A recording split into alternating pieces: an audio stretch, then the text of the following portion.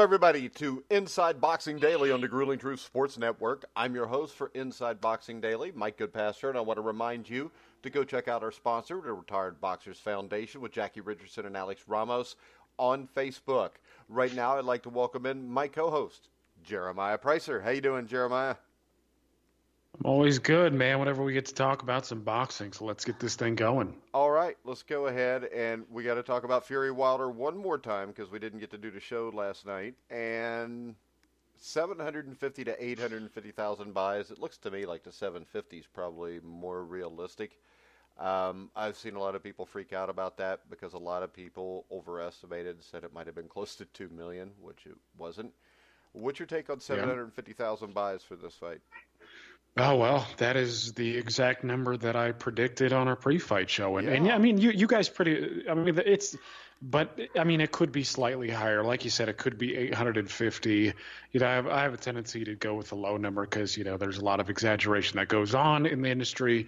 But, some of the 2 million from what I've heard is that what they were thinking is that because of the analysis that they had run on social media, as much it was trending, how many people were talking about it, et cetera, pretty much the amount of chatter and it was generating on social media indicated that it was going to be around that.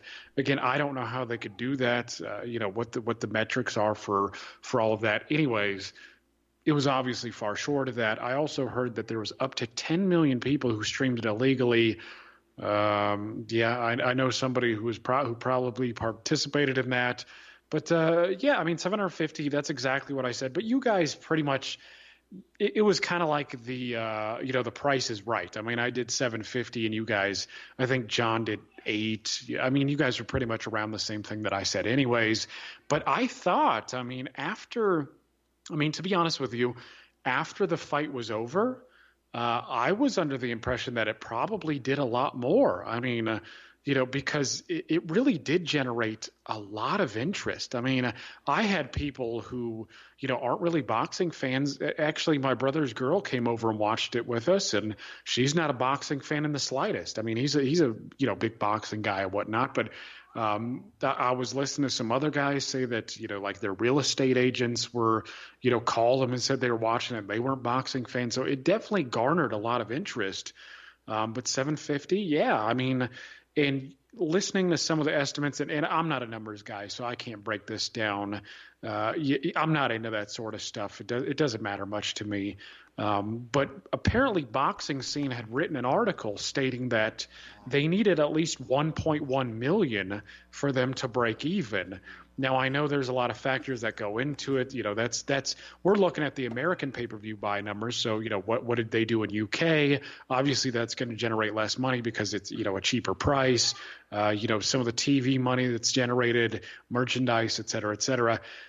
I don't know. I mean, it doesn't look – to me, it doesn't really look like a win. I mean, it kind of feels like they're breaking even though I'm not rubbing elbows with these guys and crunching the numbers. It's just like, two Super Bowl commercials, with the ESPN hype machine and Fox pushing this. I mean, actually, Montero put it nicely in one of his shows where, Golovkin and Alvarez, too, did significantly better, and they only had HBO. They didn't have ESPN, which is in a ton of homes. They didn't have Fox, which is in a ton of homes. They didn't have that amount of push behind it, and yet they still did better. So, I mean, to me, it just kind of feels like it's not a win. If they need a 1.1, if that's correct, to break even, not the best results, man. Well, I think this.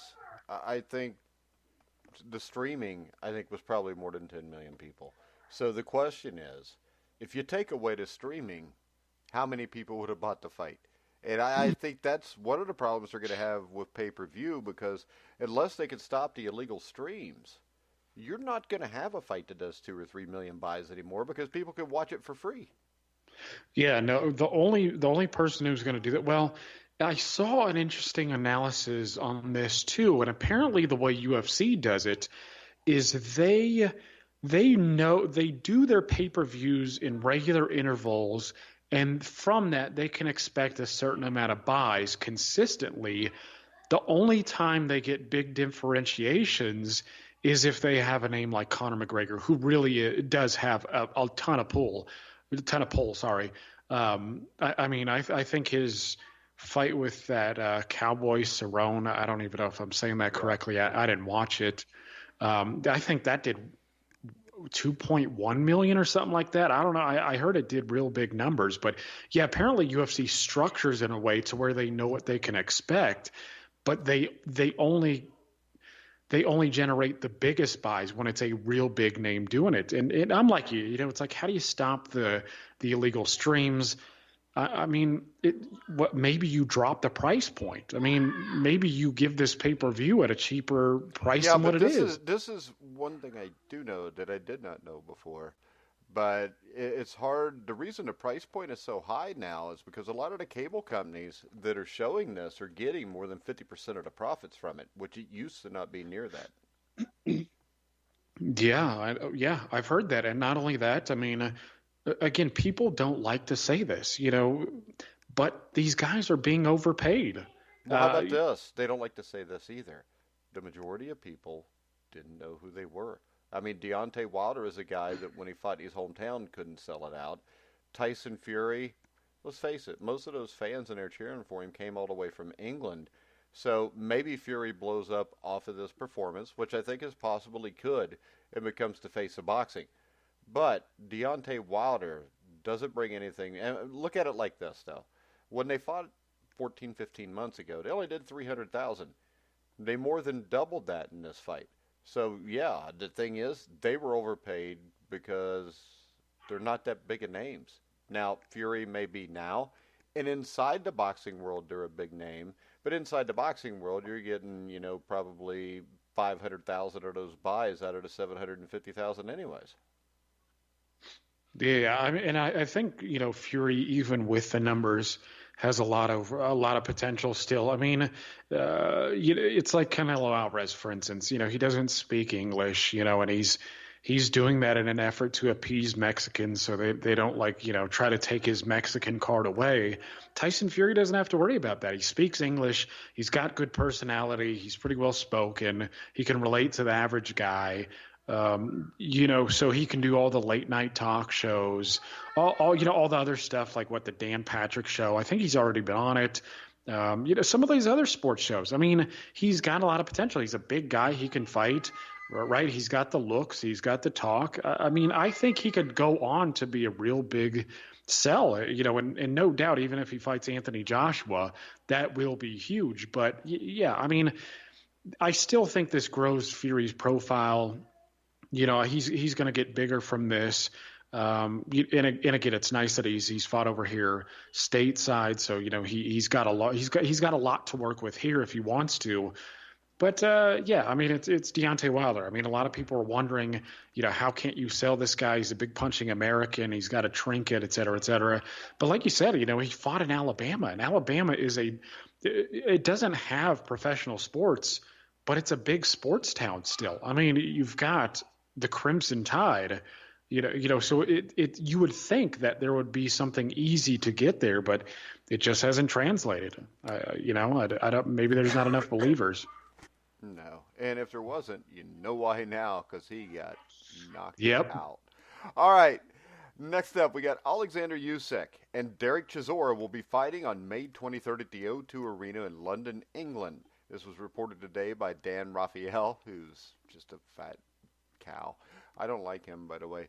But I think, to me, Usyk beat Chaz Witherspoon, which told us nothing. He's been hurt a lot. He's 17-0 with 13 knockouts.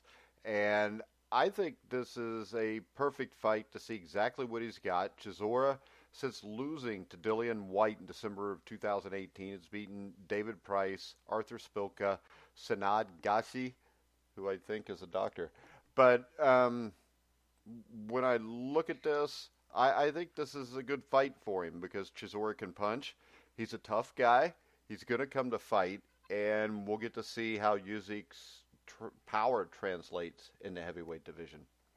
Yeah, exactly. And if his power translates well at 200 plus, you might get a highlight reel type knockout. I mean, Derek Chisora, like you said, he's an aggressor.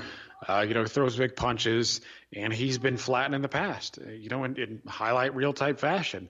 But yeah, Chisora's a veteran guy. He's been in there with a ton of guys, right? I mean, somebody was debating the merits of Wilder's resume and Fury's resume, and Derek Chisora is better than Bermain Stavern in the grand scheme of things. I mean, as of this moment, he's just a fringe guy. Ortiz would beat him. Yeah, that would have been a tough one. I think Ortiz is more skilled, but could Chisora have grinded him down? I don't know. Ground him down. Sorry, that's the correct word. But Chisora is a veteran. He's been in there for a long, long time. I mean, he went all 12 with Vitaly Klitschko. He's tough. We've already been over this. He's an experienced guy. He's a good test at this juncture. I expect Usyk to win pretty clearly, and I do think he will knock him out. I don't think Usyk is a big puncher at 200-plus pounds, but I think he's sharp enough. When you combine that with his speed, his accuracy, I think it'll be enough to get it done here. Yeah, because I think Chisora is going to come at him so much, he's going to have to throw enough punches to do it. I don't think he's going to be able to easily coast to a win like he did against Witherspoon. Yeah, I agree. So, all right, we have comments, and remember, you can send us messages at Grueling Truth, or you can message us on Spreaker. And on Spreaker, Harry the Brit says, Usyk is the biggest threat to the British dominance at a heavyweight division. And Harry put 3 big exclamation marks behind British dominance of the heavyweight division.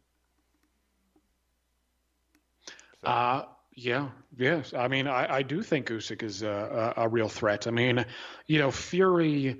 I look at the analysis from Twitter and social media and whatnot. I mean, Fury seems like the toughest bet for Usyk, but to me, Usyk is a real threat. I mean, he was beating big guys in the Olympics. I mean, it's not as if the heavyweight division is foreign to him, at least 200-plus pounds. Well, he did it in the amateurs. Joyce's ass in the WBSS, and Joyce was 245, and I think, because I watched that fight when you brought it up to me like a year or so ago, and from what I remember, if that fight would have been just an 8-rounder, Usyk would have stopped Joyce.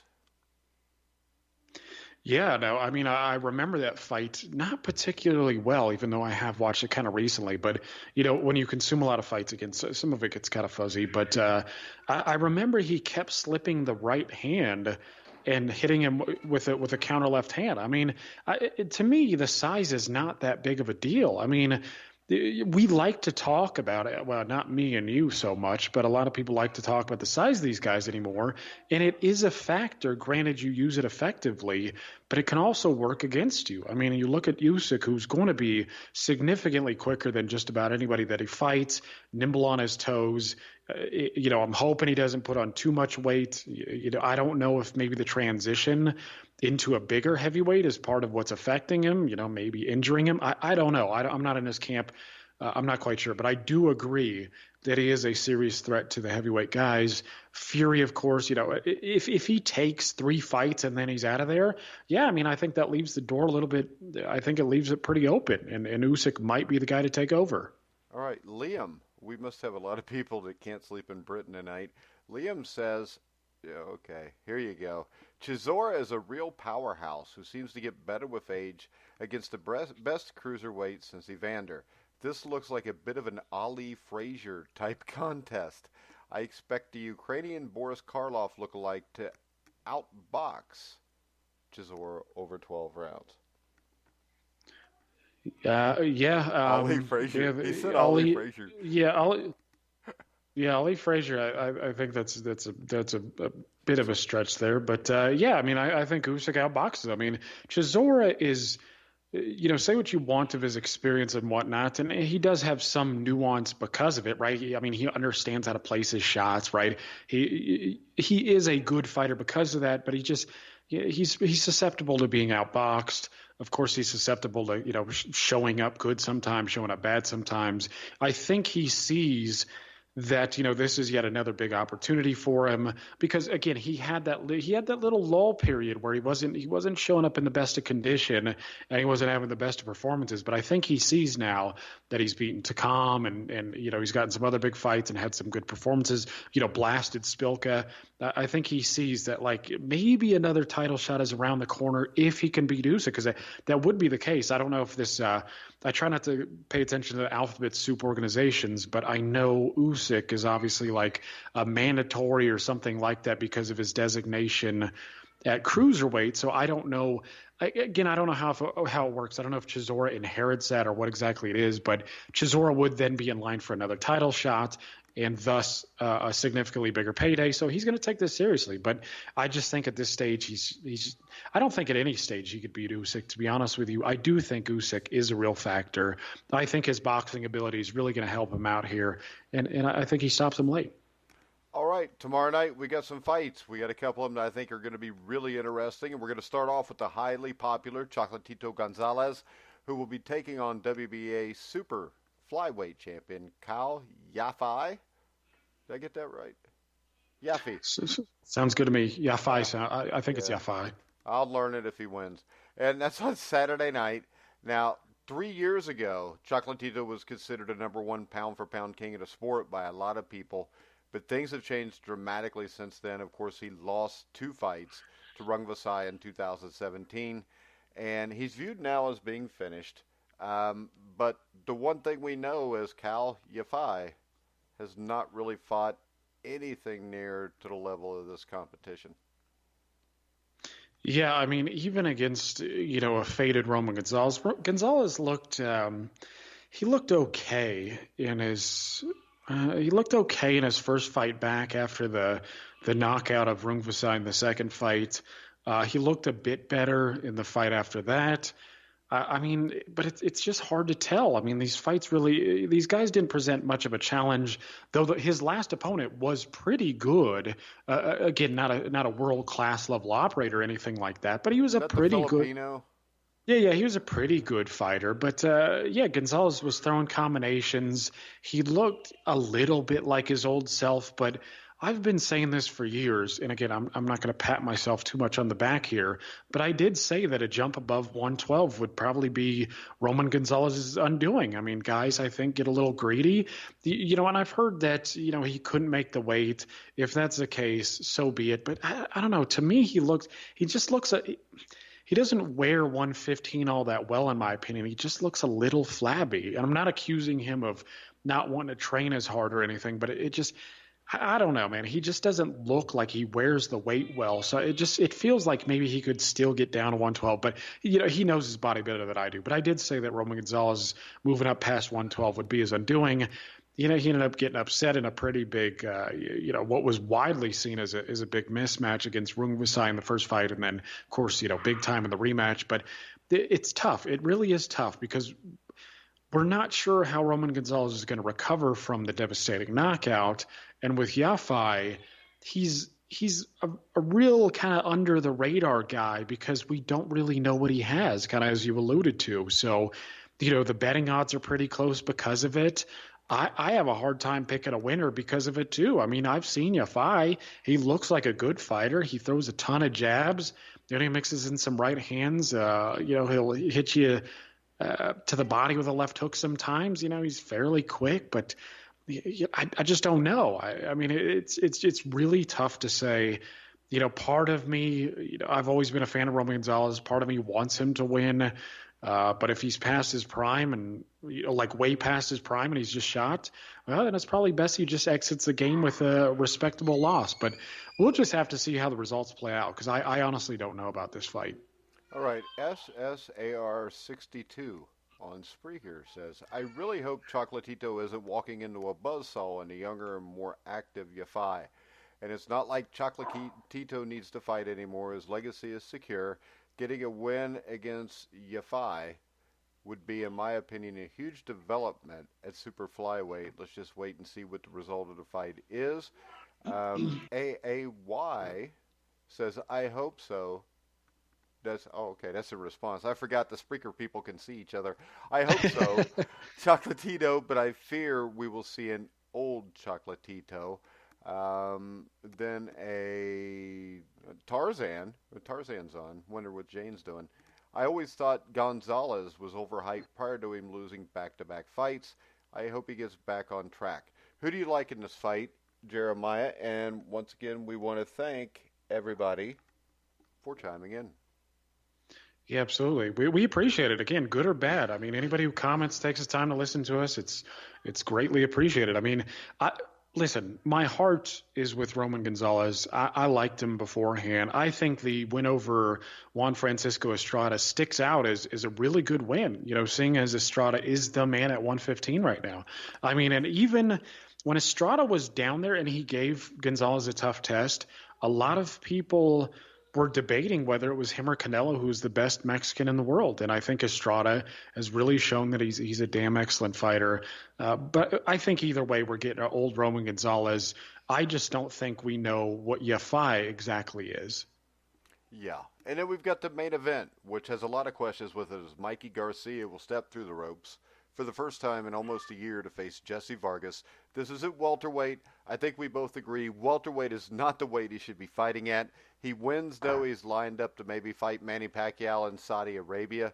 Vargas is a tough guy, Jeremiah. I don't think this fight's going to be as easy as a lot of people seem to think it is.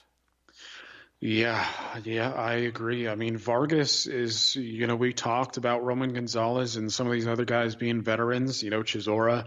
Vargas is that too. I don't think I can't remember what age he is. 32? Maybe I'm mistaken there. But, Vargas has been around. Yeah. Okay. Yeah. Vargas has been around the corner a few times too. I mean, he fought Adrian Broner to a draw, which I thought he edged.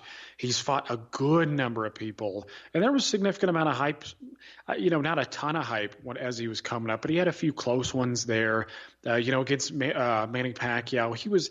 He was beaten soundly, but he was competitive enough in that fight to where it wasn't a blowout. It wasn't like a Chris Algieri type fight where he got dropped 5 times and it just, you were surprised he made it to the finish line. You could see that Vargas in that fight tried to mimic some of the things that Juan Manuel Marquez did. He's a good fighter, not a big hitter, even though he did crack Timothy Bradley in the last round of their fight and hurt him briefly. Like, what was it? Just a few seconds left in the fight, or about 10 seconds, something like that. Vargas is a good fighter. He's a well-rounded operator. Again, not a big hitter, but I think he hits hard enough to get Mikey Garcia's respect. And I'm interested for this one. I really am. I think Vargas can upset Garcia. I've seen a few hardcore boxing fans who feel the same way.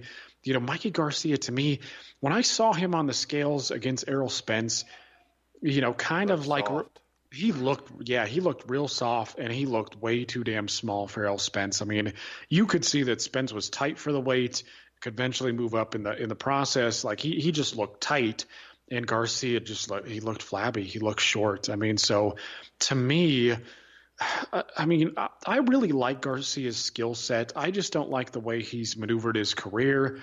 I wish he would have stayed at 135, gotten a fight with Lomachenko. But his idea is that he's creating legacy here. In his mind, if he wins a title in a 5th division, I think that separates him in terms of trinkets, that separates him from other Mexicans, where he'll be like a 5-division titleist or something like that. Or what would be 126, 130, 135, 140. Yep. So 147. So to him, it is a record-setting legacy thing, but I just don't think he belongs. I mean, I think Vargas is a good test, and part of me wants Vargas to upset Garcia, because I don't want to see Pacquiao versus Garcia at welterweight in Saudi Arabia. That's just not what I want, man. I want Pacquiao against one of these other guys. I'm just not interested in seeing Garcia at 147, who I don't think really belongs, fighting in a big money fight. I'm not into it, man. I don't know what you think.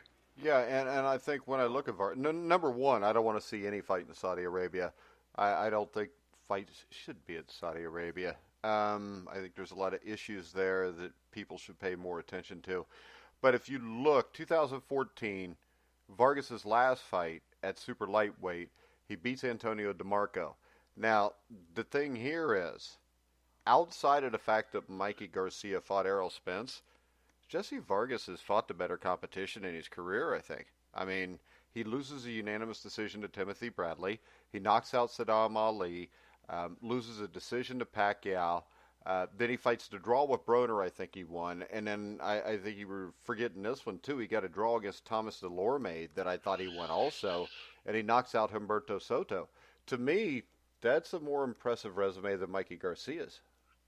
Yeah, I think from top to bottom, he's faced the better opposition, and actually he stepped up pretty early. I remember him having he had a real close fight with Josecito Lopez. Yeah, that was in 2011, I think. So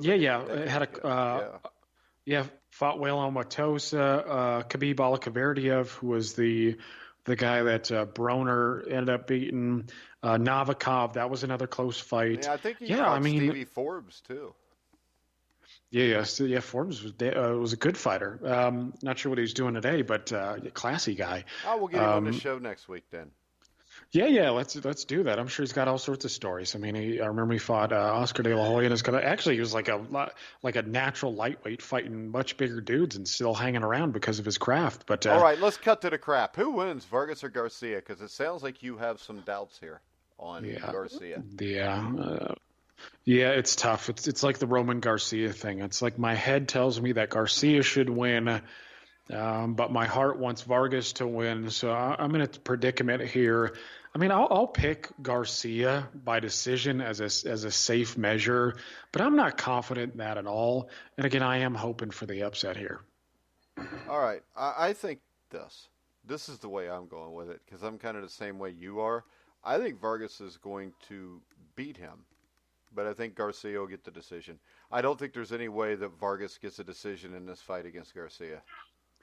Yeah, it's how his career has kind of been. I mean, he's had a ton of close decisions. I mean, like I think the Waylon Matosa one was close. Novikov was close. I mean, he's had Josecito Lopez. I know a number of people thought he lost that, but I thought he beat Broner. So yeah, his career has kind of been made out of close decisions.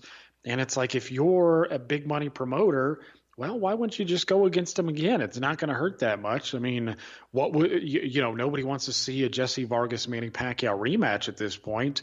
So yeah, you might be right. I'm hoping not though. I hope hopefully Vargas can stop him, and then we don't have to worry about this. But I'm just doubtful of that.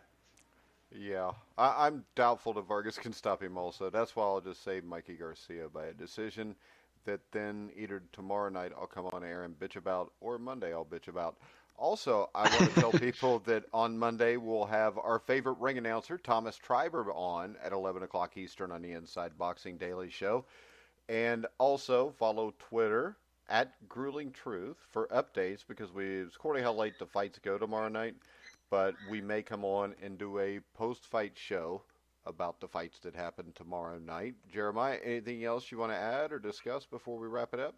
No, just real quick. I just want to note, some of the guys on the undercard, Israel Madrimov, that's a prospect to watch. The kid is moving up real quick. Looks pretty damn good so far. Well-rounded, good amateur career. Looks to have pretty good power so far. Joseph Parker, obviously one of the better heavyweights in the world. Not fighting anybody against, dangerous, but he will get a bigger fight. Parker's on the card? I didn't even realize that. Yeah. He's on the card. He's not fighting anybody dangerous, but for sure he's going to get a big. A guy named Swandell Terrell Winters. No idea who the hell that is. Okay. Oh, yeah. I don't know who the hell that is, but he's got a cool name. No. Yeah. But, Parker's going to get a big fight later this year. I'm not quite sure who it's going to be, but he's attached to top rank. So I don't know. Tough to say. Maybe Jarrell Miller. I don't know. Anyways, and Julio Cesar Martinez is also on that against Jay Harris. Martinez is a guy who looks pretty damn good too. Harris is undefeated too, isn't he? I think I saw that at least. Yeah, he's 17-0, but I think this is going to be another Edwards thing where Harris catches a beat down. Martinez looks pretty damn good. I like his style, right? A lot of counter punches, a lot of lead left hooks, good combination puncher when he unleashes, and he's defensively flawed enough to make it fun. But, I expect him to win as well. All right. We're going to wrap it up then. Like I say, keep an eye out. If nothing else, we'll be back Sunday and then all week next week. So, remember to follow along. If you like other sports, we got a little bit of everything from an XFL show to an NFL show, which is daily at 1 o'clock. Our Legend shows will be back with an NFL Legend show next Wednesday at 3 o'clock with former Kansas City Chiefs kicker Nick Lowry, so make sure you check that out. Make sure you follow us at Grueling Truth, and if you can, you go on the old iTunes, maybe rate us, leave us a comment. But for now, for Jeremiah Preisser, I'm Mike Goodpaster. You've been listening to The Grueling Truth, where the legends speak. Did I finish